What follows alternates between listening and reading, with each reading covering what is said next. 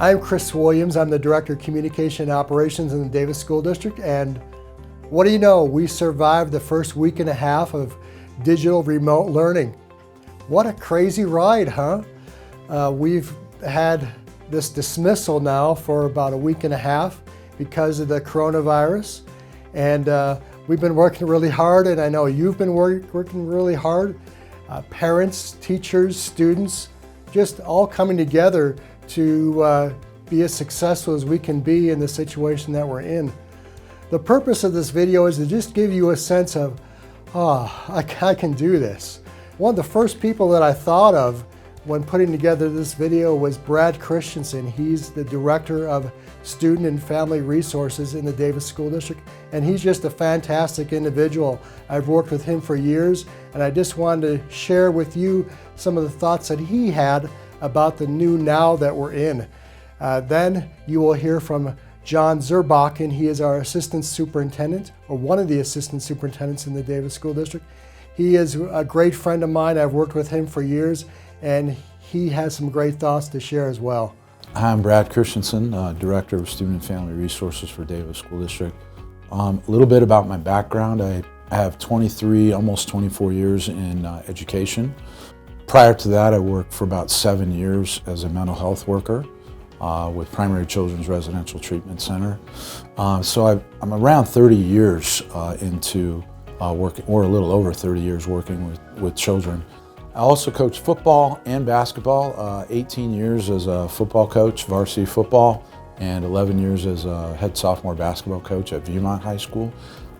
Those were some of the greatest times of my career, obviously, working and coaching, and I feel like it's an extension of what I do now. Students and parents, it's a great opportunity to be with you for a few minutes to discuss maybe the new now that we're all in, and also understandably some of the feelings that our students and parents might be having at this time.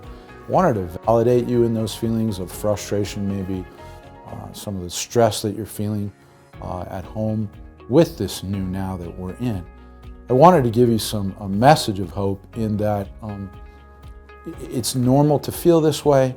We don't want you to feel alone. We want you to feel validated in these feelings and know that because you're not alone, you have some hope in that we're all in this together. And what I mean by that is making sure that we're sticking with routines. These are things that help normalize a student's daily life and helps them to feel safe. Reassure them, be validating to their feelings, taking time to be calm if you're anxious before having a conversation with your student, and then reassuring them that you're focusing on the things that you can control to be safe, and knowing that you're not alone, that we have school counselors available to take your concerns and your calls to help redirect you to services that we have both at the school and district level. We know that you're not educators, and we know that our students have been asked to work from home, to access the curriculum digitally from home.